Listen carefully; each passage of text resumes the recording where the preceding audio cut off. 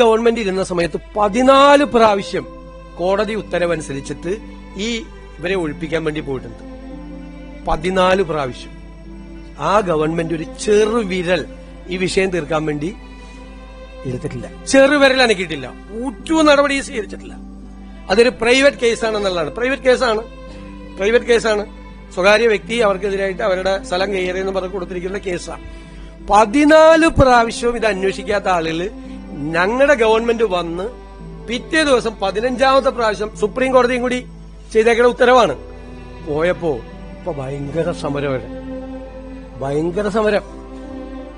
ഞങ്ങൾ ആ ഗവൺമെന്റ് ചെയ്ത പോലെ 14 പ്രാവശ്യവും നിരുത്തരവാദിത്തപരമായ നിലപാടെടുത്ത കഴിഞ്ഞ ഗവൺമെന്റിന്റെ നിലപാടല്ലേ ഞങ്ങൾ എന്താ ചെയ്തത്?